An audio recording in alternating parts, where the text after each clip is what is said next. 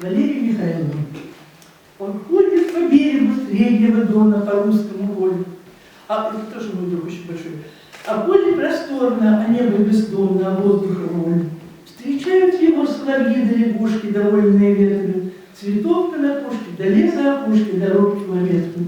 Встречают русалки его, и сирены, и люди наживы. Времен перемены, товарообмены, подводы и джипы. И до Тихого Дона, от Дона простого полотнища синих. До Бунина слова, до слова Толстого, до шепота Ксении. И все вперемешку, разлуки и встречи, и щедрость и зависть, и грубые речи, и певчие речи, и тризны, и зависть. До Тихого Дона, от Дона Ростова, полотнище синее, он ходит по берегу слова простого, чье имя Россия. Очень быстро стихотворение. Не обманул, но правды не сказал. А почему, никак не разберу. Как будто сердцу помнить приказал, хотя и не пришелся ко двору.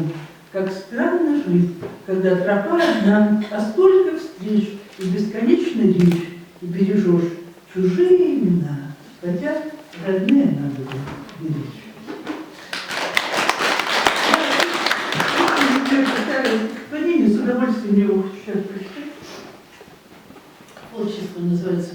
На дне озер, где только стебли лилий, Офелии прекрасные глаза. За что тебя, Офелия, любили? За что тебя бессмертные убили? Безмолвствует и лес, и небеса. А эти луны, чистые, как дети, откуда? Из сонаты, а цветы с холста, а этот вольный ветер из песни, а мечта из красоты. А там, недалеко, от горизонта, уже отсюда, но еще туда, кто так свободно прикоснулся к солнцу? Неужто Александр Сергеевич? Да. Микрофон что? А природа, чего?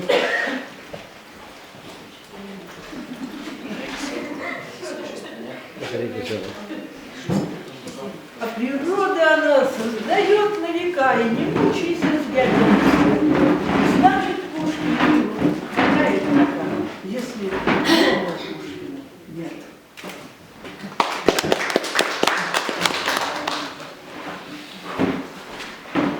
Ну что, Пока не дают. Ленка или Давид? Человек стоит бедный, утяжеляет. Это тебе. Елена Васильевна Козлова, председатель.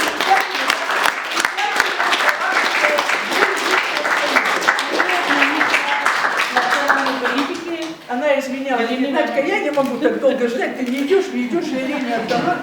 Она как тебе передаст. Все видели, передала. Спасибо большое.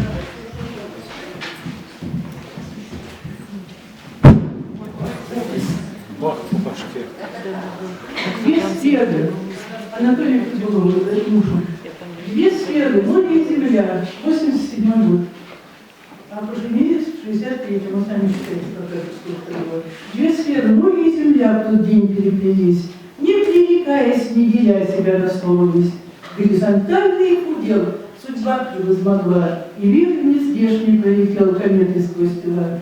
И звезды сыпались с высот по обручу кольца, и мир казался невесом, как бабочки пыльца.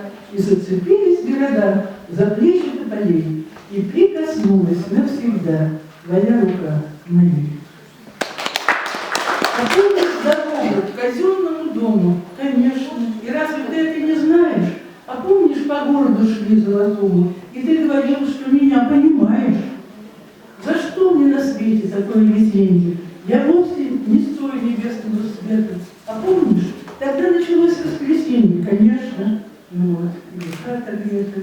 И сколько за жизнь набралось разговоров о реке, да, собственно, что в них такого? Это совсем не особенный год. И юноша этот, и муж после, который. А помнишь, на реку глядели с откоса, и ты говорил, что опять уезжаешь. А помнишь? Не знаю, ваши вопросы. Я знаю, что помнишь. И ты это знаешь. Идея нынче кладбище крутит. Не хочет. Не тогда сломался микрофон. Здесь надо было сломаться. Идея нынче кладбище крутит. Не хочется уже писать стихи. И корни меня Барбаку, срезав крону, какую днесь нам надевать корону? Уж не спасет ни молот нас, ни серп. Какой тогда мы нарисуем герб? Когда и впрямь с сами правит мать, к чему винить бесполый автомат? Вот и стоит сей стон по всей Руси. Прости, Господь, помилуй, спаси, и кается неверящий народ. Господь простит, поможет и спасет. Русский суд. Когда я говорю русский, я имею в виду русский православный народ всех национальностей. Я им говорила, они мне не верили, что ли, что русский исход тяжелее, чем еврейский исход, что мы растворимся в своем же натруженном поле, в своем же народе, и он ничего не поймет. Другие нагрянут и будут звать россияне. Их будет немного в тот страшный призрачный час. А мы растворимся, и северным станем сиянием. И будут потомки и грезить и плакать о нас. Я им говорю, что это игра не игрушки. Они мне не верили, но моя совесть чиста. Молчите, славяне, молчите, летавые игрушки. Пришли россияне, наши замкнули уста. Я хочу сделать это, знаешь что? Цикл, вот как эти слова называются, когда в одном слове два значения? Антонимы, амонимы нет, синонимы. Вот хочу сделать цикл. Амонимы, наверное. Амонимы. Разные это, да, амонимы. Что такое? Картежники, ну, другой смысл где-то. Картежники. Золото жжет азарт, правильно ни к чему. Манит простой лекарь, Азия на кону. Пробил знакомый час от возбуждения пьян. В новый рабочий класс новых возьмут крестьян. Главное разобщить, главное раскалить, главное растащить, главное распилить.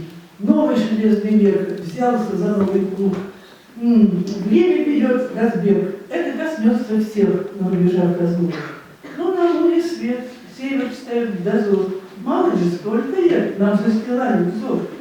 Этот циничный ход по освоению карт мой не поймет народ, золото жжет. Лавочка. Боже, разобраться помоги, кто в своей России сводит счеты. Ладно, если истинно враги, стыдно, если просто идиоты. Боже, кто срубает нам венцы, там, где новых ангелов недоступ. Ладно, если честные купцы, стыдно, если лавочники просто. Лавки с лавкой не до чистых рук, им бы лишь до прибыли добраться. Боже, разорвись и чертов круг, чтобы нам России остаться. К столетию революции, а то у меня начал. Крещение Руси произошло 28 июля 1988 года, кто не знает. Но все равно, пусть будет все, что будет, но все равно мы прожили не зря. Обычные, непонятые люди, июля дети или октября. И все равно в пылу последней схватки или в зареве грядущего огня мы вспыхнем возрождением порядка от Бога под прицелом октября. И папоротник расцветет в упалу, и в Рождество умоет землю снег, и повторится все опять сначала, и вновь родится русский человек. И спасены мы будем этой ночью, и новый наш исполнится завет, и снова мир наполнится любовью, и скажет Бог, вернее русских мир.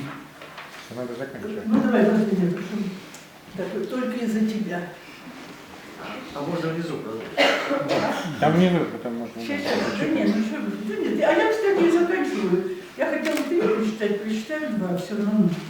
Я, вот, пускай не. Слушайте, я что хочу сказать, потому что я очень люблю это стихотворение про Тулю. Вот, оно написано, конечно, в 2014 году, но когда я вчера посмотрела, что Витя Кушманова нет с 4-го года, Царство Небесное, да, помянем, с 4-го года, 14 лет, но у меня ощущение, что вчера его не стало. У тебя нет такого ощущения, что это было вот-вот.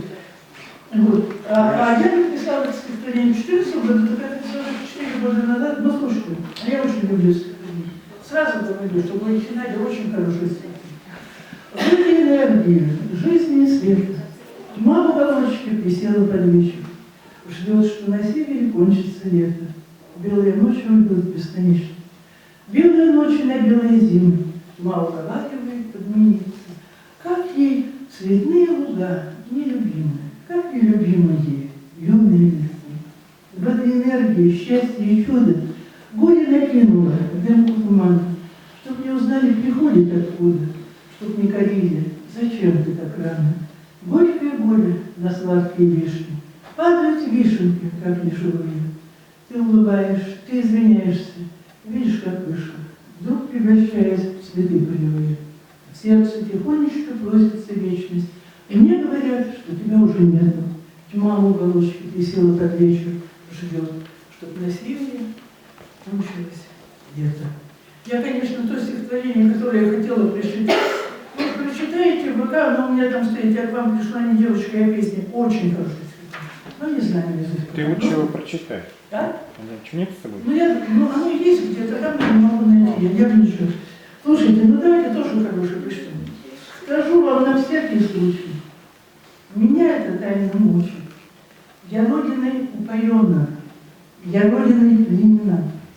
И я не видала лучше, хотя я видала лучше. Но все там одноплеменно, и все против нас война. И поле твое размыто, и сердце твое разбито, и маленькие народы пошли на народ большой, но сердце томит обида. Какая-то посполита грозит то ли нам, то люди, то бомбой, то вожжой. Но я не видала лучше. Хотя я видала лучше. Но нам это лучше, хуже. И значит, не нам оно. Раз племя их всех не учит, хотя бы, казалось, учит. Но Родины нет лучше. Мы выстоим. Все равно. Примерно.